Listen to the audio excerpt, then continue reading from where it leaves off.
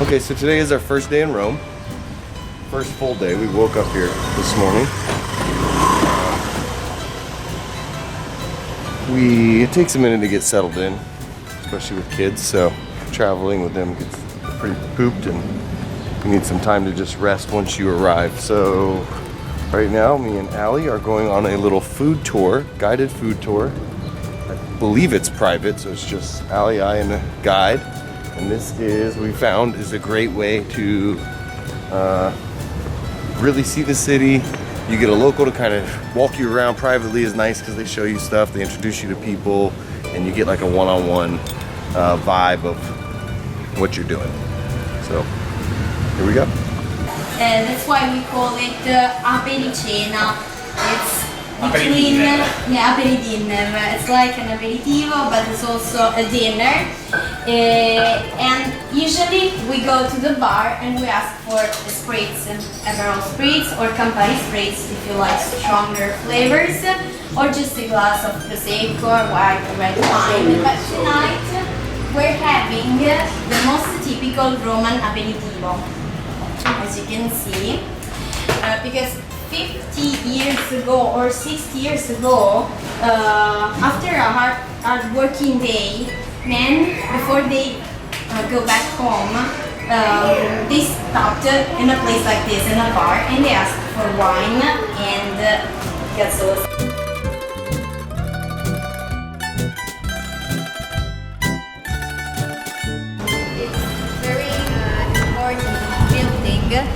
From the 17th century. It was the house of a cardinal, Cardinal Capodiferro, at first, and then it became the house of another cardinal, Cardinal Spada. That's why now we call it Palazzo Spada. But this place is important because in here you can find a unique thing that only this, you can see this thing only here, I have to say. If you look on your left, yeah, right side. You can get closer. Oh wow! Yeah. Just give a look to that gallery. 8 meters. It's a What big part is 8 meters? It's a big the gallery. perspective. The gallery. From that rope back? So all the From the columns are beginning small of and the... small.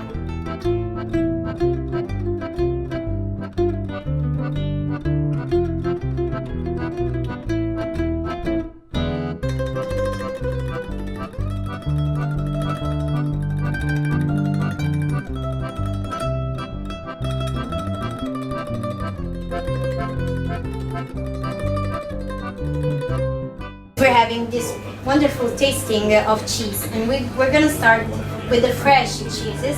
Then we have the half-aged cheese and the aged cheese. I think we're gonna start with this one.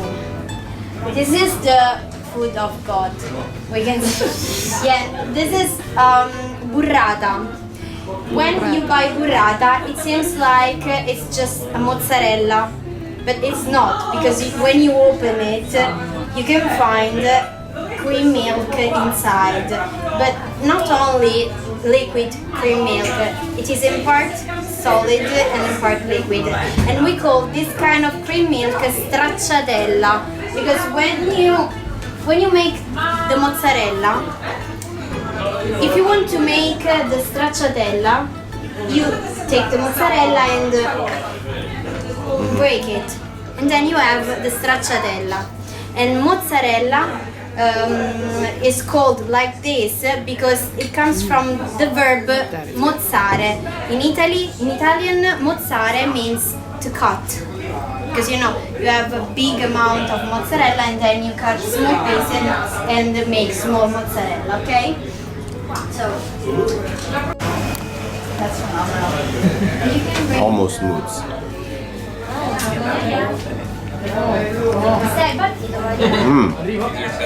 That's better than the cheese I had last night.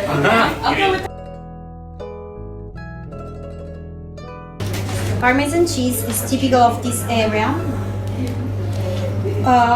The pecorino cheese is typical of Lazio, Sardinia, but it's typical of the south of Italy because in the north they have a lot of cows in the south we have more sheep than cows. That's why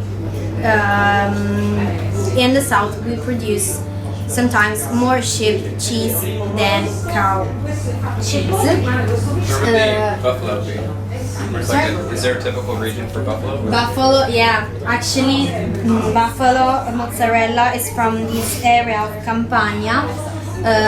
It's the county of Salerno. It's a city, a big city, not so far from Naples, and they are very famous for their buffalo milk and buffalo mozzarella. We are great producers. So, the pecorino cheese is saltier and it's stronger than the Parmesan cheese. You start, you choose where you want to start, if you like the salty thing or the sweet thing. Yeah, and we're having a tasting of what we love, because in Rome... Okay. Yeah, in Rome we have this special kind of pizza that we call pizza bianca, white pizza.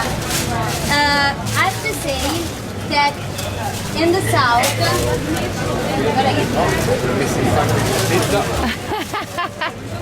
Start with the plain. yeah. Are you okay? The bianca, the white one. The white pizza, pizza bianca, is something that we eat every time, in every single moment of the day. When we're going to school, when we're going to work, if we need a snack during... okay, so this is simple, tomato sauce and olive oil. And we can say that this is the grandmother of pizza margherita. Pizza margherita is with mozzarella and basil too. And we have a funny story about the How it pizza ended up getting margherita. cheese on it? Cheese? Cheese? Yeah, now about the pizza margherita. Do you know the story of the queen? No. Okay, yeah.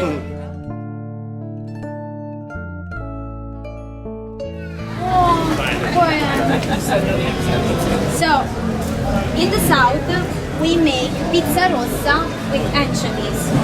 So the flavor, anchovies under sauce, okay? So the flavor is stronger. During the 19th century, when the same king in the north that we were speaking about before went in Naples, he asked to the a pizzaiolo, a pizza maker, to make something special, a special kind of pizza for his wife. But his wife didn't like anchovies. So the pizzaiolo was in trouble, he didn't know how to do. But he was looking at the flag of the new state. The new, Italy was finally one, not two separated reigns. And we had for the first time one flag.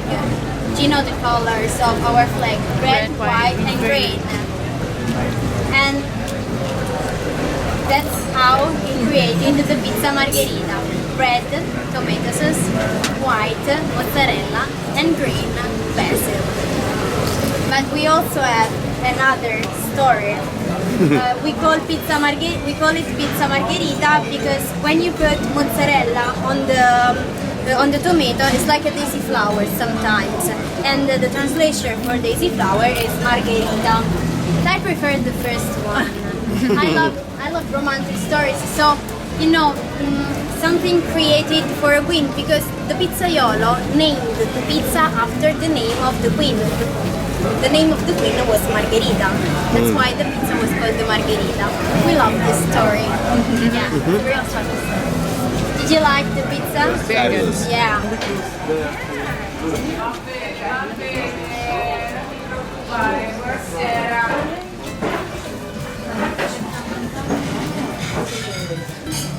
Ciao. Buonasera.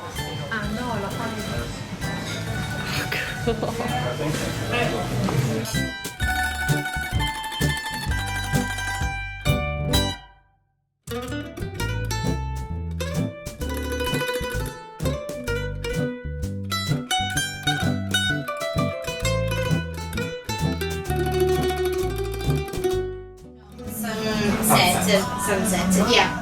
That's why this wine is so mineral, and you can find good mineral wines even in the south of Italy on this coast, coast of Amalfi and Naples coast, and the mineral wines perfectly match with fish dinner because you know fish, especially not lake fish but sea fish, they're salty, and you don't have to drink a sweet wine because you kill your dinner. You just I think killing is the right word, but you need to balance the two things. Okay, you're gonna show this video. my one, please. my bad English. You're on YouTube now. Oh, thank you very much. That's why we match this kind of wine with the fish dinner. Yeah. That's why now we're going to drink.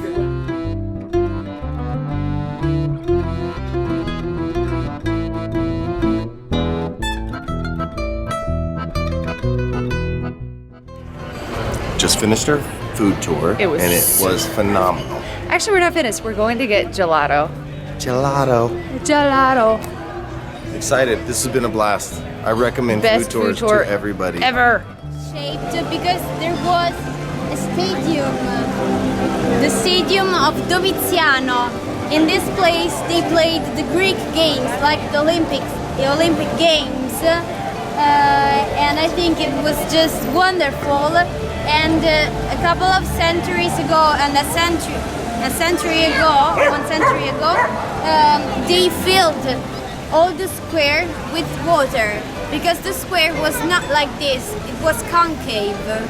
Okay, I have a picture. I can show you the picture of the square full of water, and they had fun, and it was to refresh themselves during the hot summers of Rome. Okay, I will show you the picture. It was like this. Water. Wow. Yeah. But at a certain point, the Pope decided that they couldn't do this thing anymore. So he built this part of the square, and now the square is complex. It's no more concave.